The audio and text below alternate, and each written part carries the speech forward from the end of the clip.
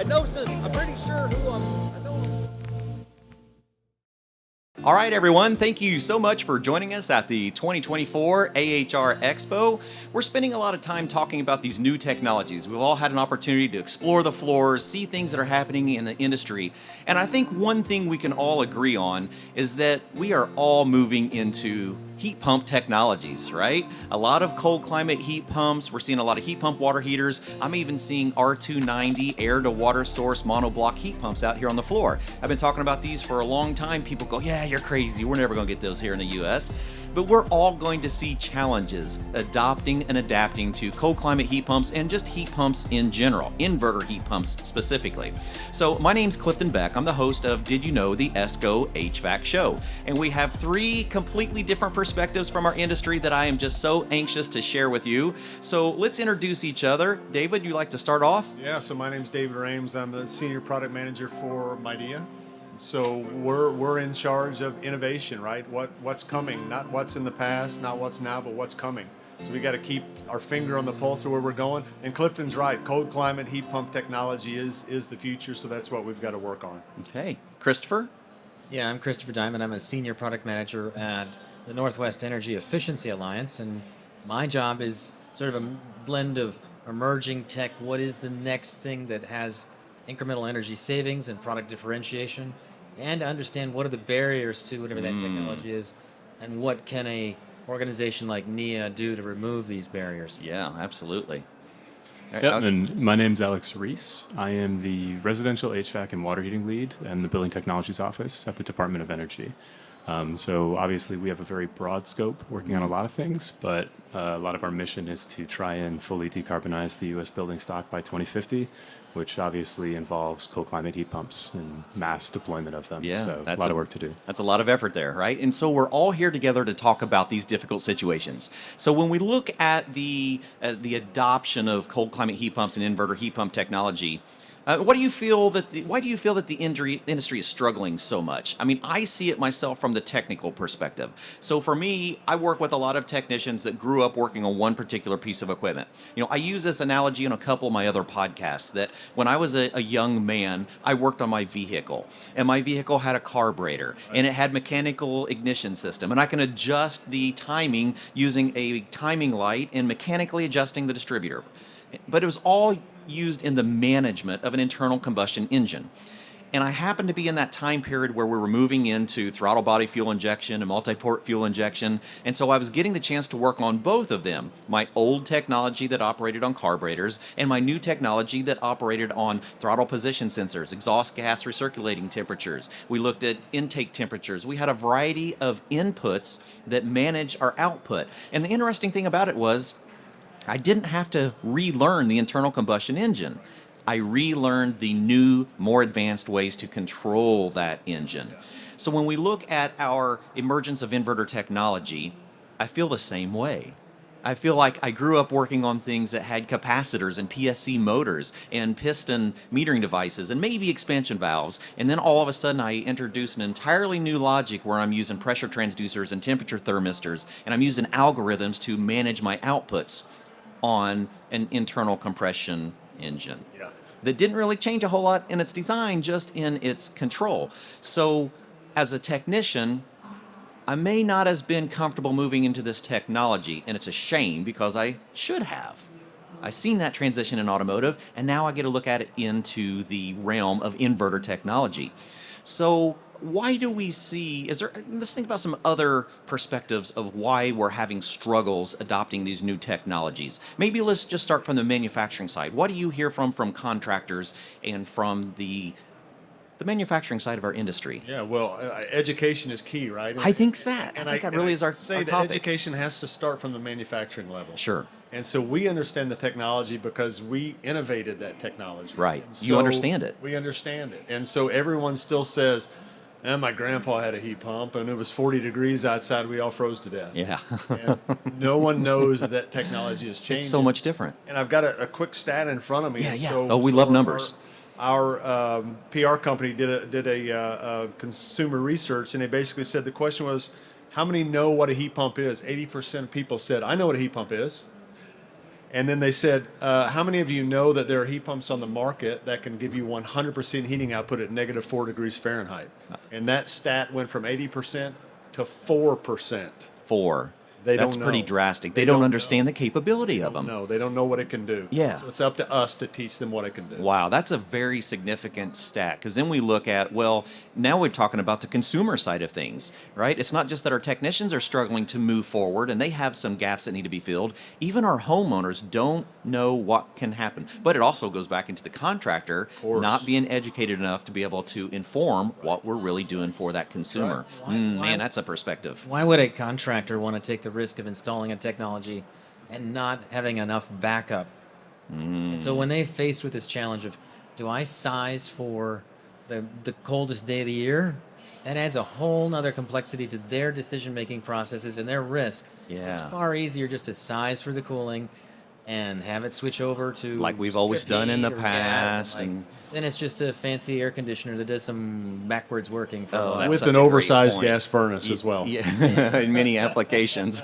That's what they do. Yeah, so we definitely see from the manufacturing side, we're gathering data, we're understanding that our consumers have changed a lot. We also have to understand that we may need to rethink our decisions in sizing and selecting equipment in a new perspective. Let's talk about that a little bit, Christopher, because I'm sure that's a gap that you do a lot of That is what analysis on. I've been looking for the Goldilocks zone, and that's Right. We had a project at NEEA that I called Project Baby Bear because we were Oh. looking literally for what is that blend of variable speed, but not too expensive. Yeah. And where I live in the Pacific Northwest, it's a pretty mild climate, so I don't need Okay. super capacity at 5. I need good capacity at 17. Oh, Much yeah, easier. yeah. But then I Sure. want to challenge you to say, what happens if I've got a dual fuel situation? Do I need a cold climate? It depends entirely on what you mean by cold climate. Oh, yeah. There's You can be on the NEEP database, which Yeah. lists all the cold climate spec indeed machines my out there, favorite resource. and some that are not got any capacity, particularly at cold. And so if you're designing a system and you know you're going to have backup fuel, when that heat pump is running during the mild hours, it's ramping slowly up, slowly up. As soon as it hits full power, what happens? It can't keep the house temperature up, so it switches over to gas. Yes. So at that moment, you're no longer running the heat pump at max capacity. So the whole Goldilocks kind of project revealed if you're doing dual fuel or if you're in a mild climate like I'm after, the sweet spot, the Goldilocks zone is actually a heat pump that's super efficient at part load. Right.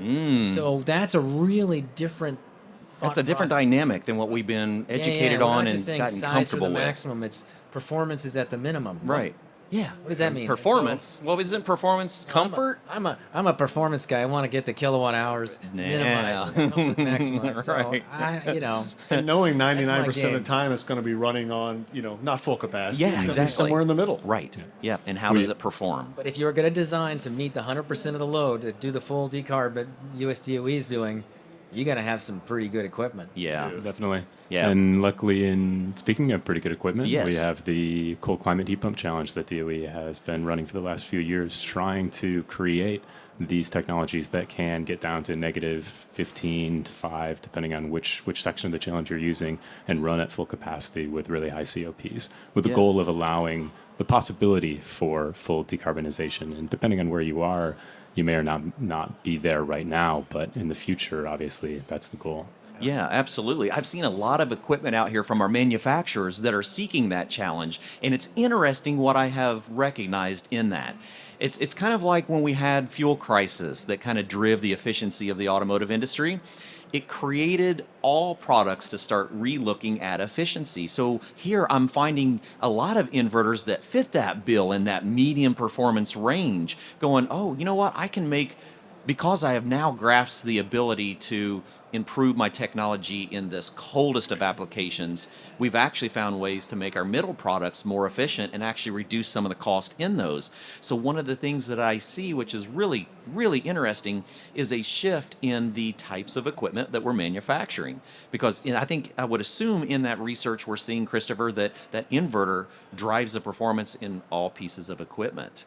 And so it challenges the Inverter equipment. and controls, but just because it's got great capacity when it's cold doesn't Yeah. mean it knows how to modulate well and extract the most out of the mild hours. Right. This is really not the fault really of anything more than we've set a target saying seasonal heating performance factor, HSPF. Yeah, And an so the average. designers are thinking about how do I hit my price point, my target, all that, Absolutely. and I've got to get that HSPF.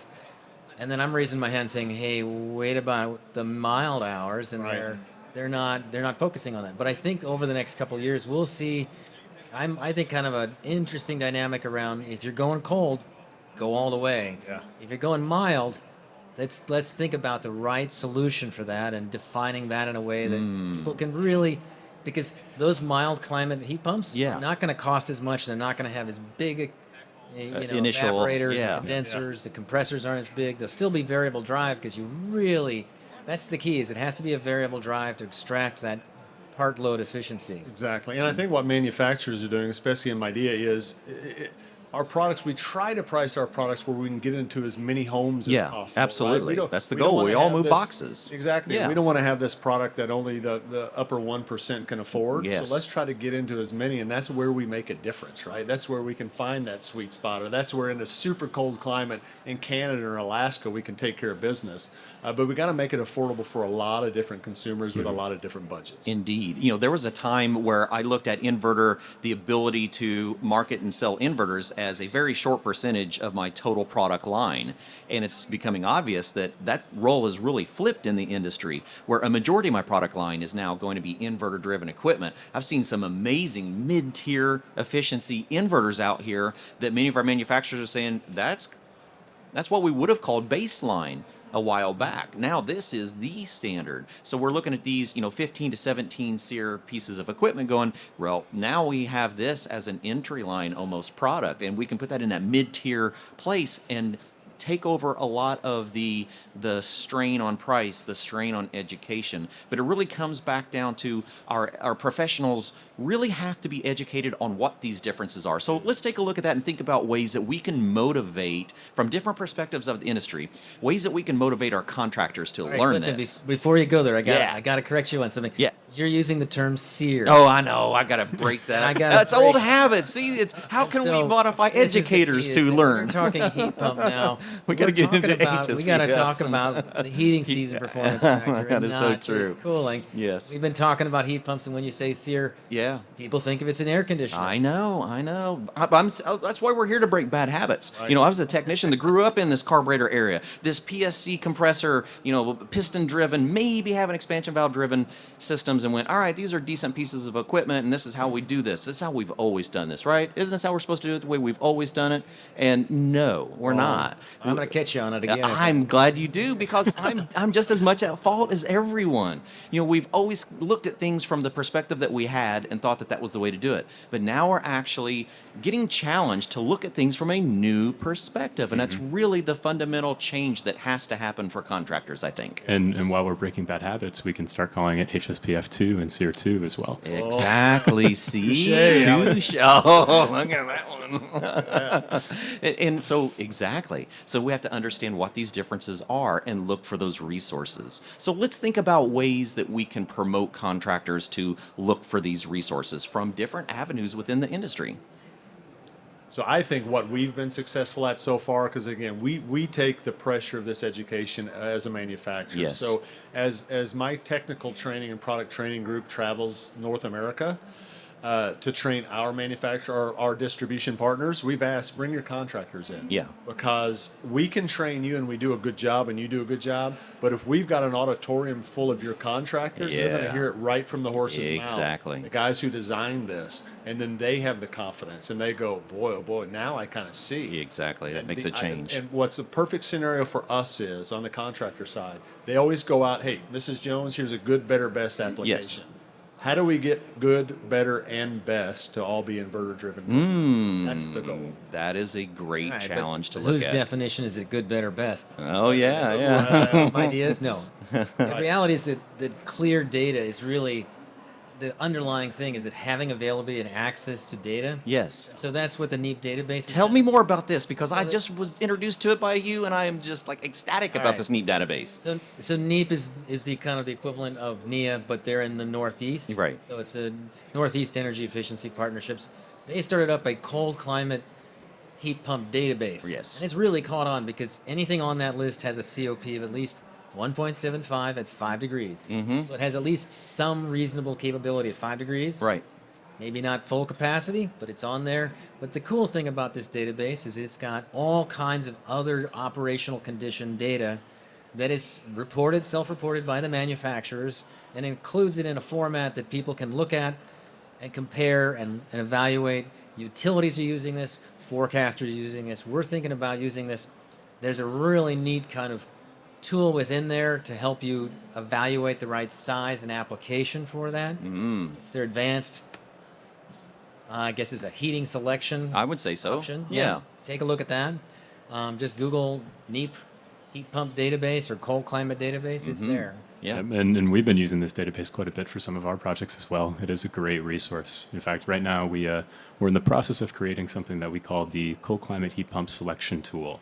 It's not quite released, but it will be over the summer likely, with the goal of walking a contractor through how do you choose a system based on the characteristics of the house.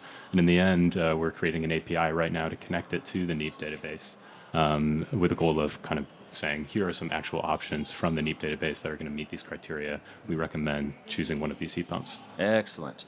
When we talk about education, I feel that we have a huge opportunity within our industry, whether we're a contractor, whether we're a distributor, manufacturers even. We have generations that are growing up. I'm starting to feel a little bit older because now I'm seeing like 3 generations below me, and I'm going, okay, I've got a lot to talk about. When we start talking about the generations below, like we think about Generation Z and Generation Alpha, we talk about generations that have grown up with technology. Do you see that as a very good tool for introducing inverter technology and controls into Absolutely. a contractor's environment? Because I particularly do. I almost feel like we need a third role in a contracting business. We typically have, you either going to go to installation or you're going to go to service. But now we have a generation of very technologically savvy individuals that want to embrace this technology that could really be key in doing proper commissioning and understanding how these systems are developing. So I'd love some input from other parts of the industry on that. I just came about 2 hours ago from a panel where we spoke in front of about 100 kids from the Chicago school system who are going to go into Oh, the nice. trades. Yeah. And that's exactly what I said is the old fogies are leaving, right? We're retiring out. We're And teaching, and we got to this learn. younger generation because now these are basically computers. with Yeah, they sure are. communication and the Yeah. technology, and you guys are into this stuff. Yes. Get in. You're more technologically savvy than the old fogies. Get into this, improve the industry, make some money, create your value, and then you'll have a career for the rest of your life. You'll never have to look for another job. You also kind of hit on something, which is the expectations of this younger generation is to communicate with whatever they're working Absolutely. through their phone, through that kind of digital It's got to media. connect in some way. So when we say beer can cold, Right. that doesn't really mean anything. Right. When you say, I need you to do a 3-dimensional interpolation of a database while you're in the field and your knees are in the mud, that's not going to happen either. Sure. But if you could look up at it on your phone and have it kind of guide you through it. Yeah, connect in. Have an idea how this thing is That actually running. I think is sort Yeah. of. I have been meeting with a lot of OEMs, asking them about where they are on this sort of pathway. And, Yes. and there are some that are further along than others. But they're all aware of this is an important next step. Right. Yeah. And speaking from the younger generation, I'm only 24 years old, so Yes. solidly Cow. in the Absolutely. Gen Z area. Yes. Uh-huh. I remember in school doing interpolations on PV diagrams and to calculate different refrigerant charges, and I mean I hated it. Right. It was miserable. And so I mean DOE and I think the industry at large is like Christopher was mentioning, transitioning more towards online tools, and we're really trying to promote that, trying to get more Bluetooth enabled tools that allow you to use a smartphone, does all the calculations for you, it improves the commissioning, improves all of the contractor values that they're putting into the system, and it makes a better overall experience both for the contractor and for the resident. I If believe it's not installed correctly and it's not commissioned never gonna correctly, they're perform. really not buying what was No. sold to them, right? From an efficiency that's exactly standpoint. right. Yeah. I agree. So just set the crossover at 45 degrees to the backup heat and don't worry about it. Right? No, Those are the no. things that Don't we've do that. been- Don't do No, that. that's what we've been taught, though. But those are the things that we have seen in the past because of misperceptions of performance and comfort. And so we have a lot to teach on how things can operate. I think back about some of my friends when we went into electronically controlled engines. It didn't take very long before we had young technicians that became tuners of vehicles, that actually took their knowledge and looked at a vehicle and went, you know what, I can actually tune this thing to be able to perform in the way that works best for my area, and my climate, my altitude. And so I see that as such a opportunity within our industry to be able to take these students, get them in the hands of the technology, absolutely teach the fundamentals of what we're working on, but use that technology to look at a piece of equipment and go, you know what, maybe I need to adjust airflow in this range, and because I'm now using inverter technology and I'm using variable speed motors, I might look at a bandwidth and go, you know what, I need more capacity in this spectrum, and I can actually fine tune my airflow, which is going to compensate on my capacity in a particular range. And we've never talked about that in the past, and I think we should now going forward, knowing that we have these capabilities within the equipment that's out there. Yeah. I mean, these kids were fired up that I spoke to. I bet they were. And I think they came in with the misperception that it's just dirty work. But when I talk, my son went into the trades and he's making great money. Yeah. And he's got all this money, and he says, and Dad, I can fix my own stuff. Isn't that a great feeling? I can Yeah. save money by fixing my own stuff and Sure. make money by doing this. Yeah, it's a And great so they feeling. were pretty excited about it. So I think the future looks pretty good.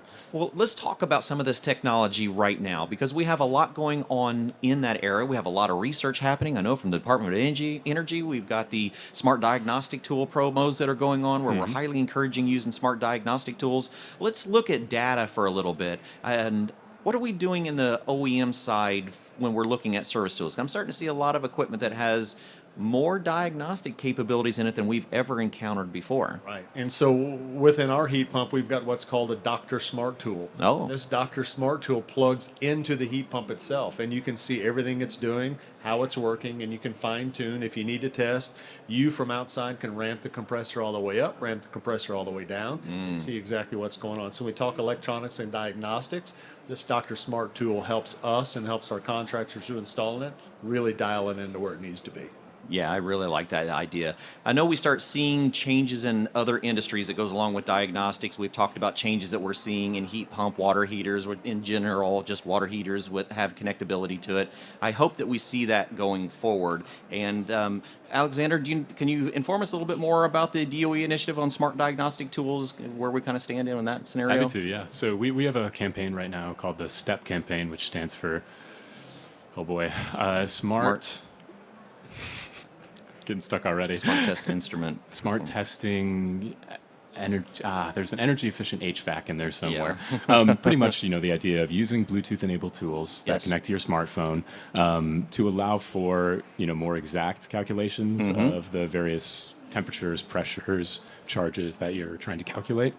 Excuse me. And so the goal here is both to work with the contractors to get these tools into their hands, get them trained on the tools so they know how to use them appropriately. Yeah. And also try and demonstrate to them why this is actually better for their business model. If you're using like these that. tools and the equipment you're installing works better, you get fewer callbacks, you're wasting less money going back to these sites, you're getting better reviews from your customers Sure, because your absolutely. technology is working great. They're not having any refrigerant leakage down the line and not seeing the performance that they were promised or expecting. And it's going to improve your business. It's going to make your job easier. And there's a little bit of an upfront cost in getting the tools. And we're trying to work on how can we lower that cost? How can we get these into contractors' hands through a variety of different methods? But all about getting those tools into people's hands and recognizing them for doing it. Yeah, and the ability of them. Yeah. Okay. Do you have something? Yeah, I wanted to share a little bit of Yeah. the utility perspective. Yeah, of what that's heat really pumps are important. going on, right? So here's the core reality: is that we're moving heating more and more into electric-based heating with heat pumps. Right. So in a sense, in the next decade or two, that with heat pump water heaters, with heat pump space conditioning, and with electric vehicles, we're going to be pushing twice as many electrons through the same size wires And that's freaking the utilities out. Yeah, I can see Because that. if you think about adding another distribution line or another feeder, these things can take 10, 15 years to permit, install, get up and running.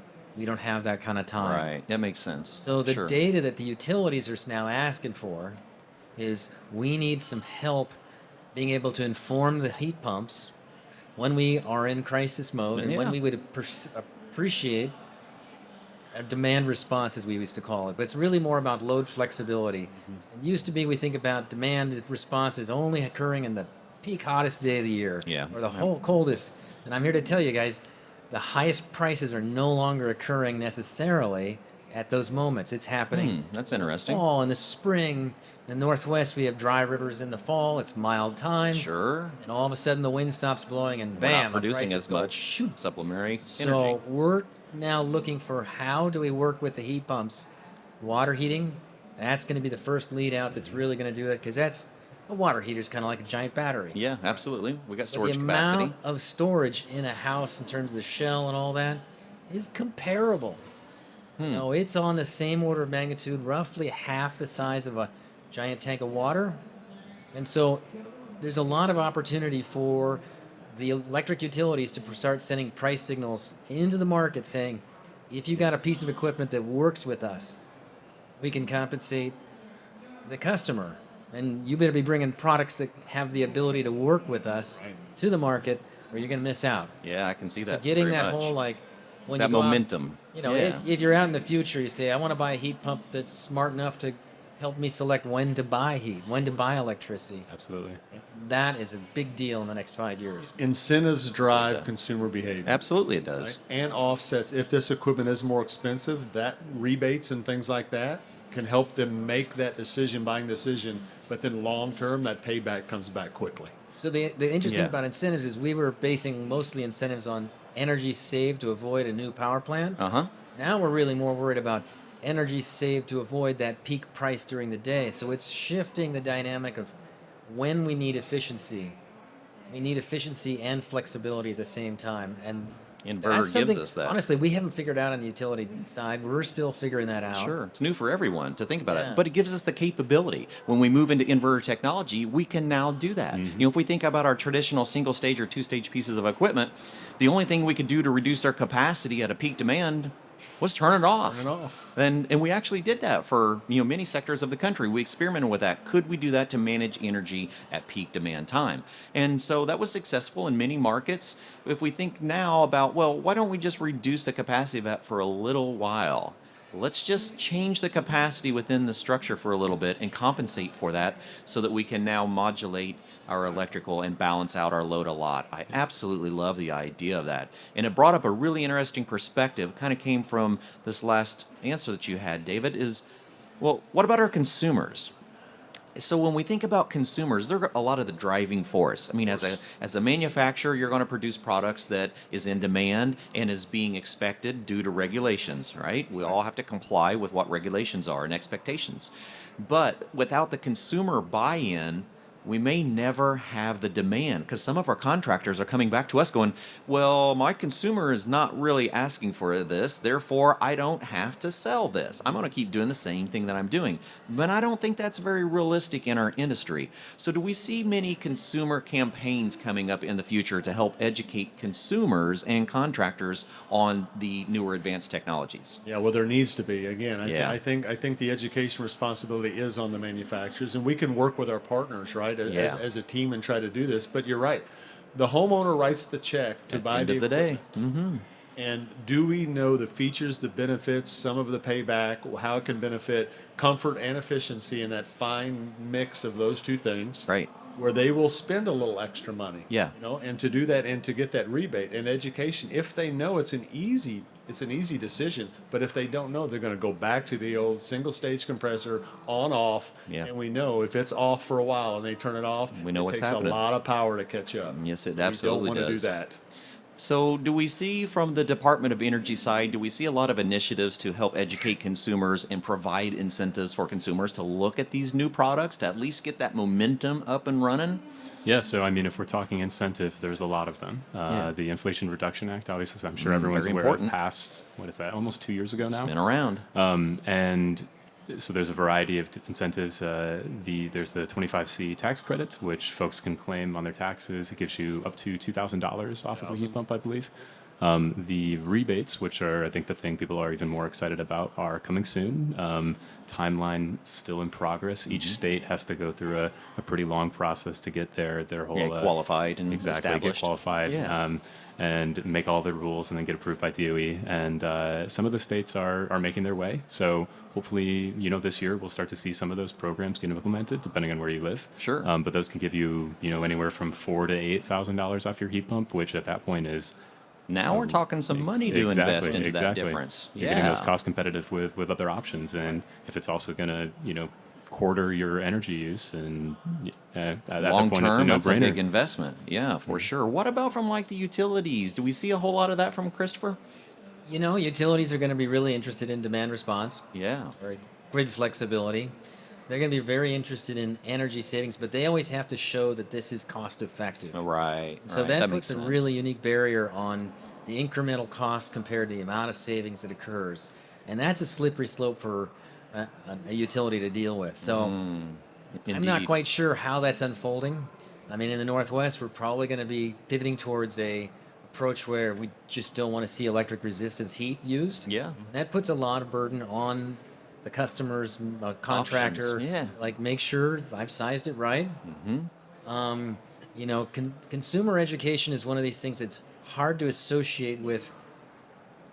I was the one that got credit for educating the consumer, therefore I get to claim credit for the value that brought. And so this is a weak spot, honestly. Okay, I can see that. Yeah, for sure. Okay. I like that, though. I mean, it makes us think, though. It makes us think outside of the box a little bit. And it gets us to form partnerships, for people to look at things slightly different than they have been before. So let's talk about some of these partnerships. I mean, here we have manufacturers, we have trade associations and analytics, and we have Department of Energy. So we have a variety of aspects from the industry that are coming together to find solutions, right? To look at all of our options. So let's think about some ways that we can partner going forward, things that we can do together. Is there opportunities that we see to help bridge some of these gaps? Yeah, I mean, that's kind of my job, is to find out what is the barrier to keep. And like, the cleanest, clearest barrier is price, Yeah. consumer price. But I don't have any lever I can pull other than the incentives, and that's really hard when I'm really faced with it's just in little incremental savings. Sure, So absolutely. that pivoted my thinking and those around and that works with me to like, okay, what are the incremental benefits that I can find that don't cost much? And this low load efficiency, this part load efficiency is one for certain applications. Dynamite, connected commissioning that we were talking about. Absolutely. Dynamite. There are a bunch of little things that kind of stack up on each other and increase value proposition.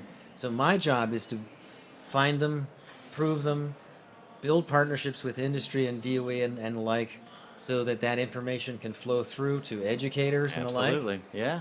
But I don't have the resources to do a big No. campaign or anything like that. I am relying on others to actually get the message out. Yeah, that's kind of why we're here. That's really why I struck that question, because it makes us all step back for a minute and go, what are my resources? What are the ways that I can connect? And that's what we're actually doing right here.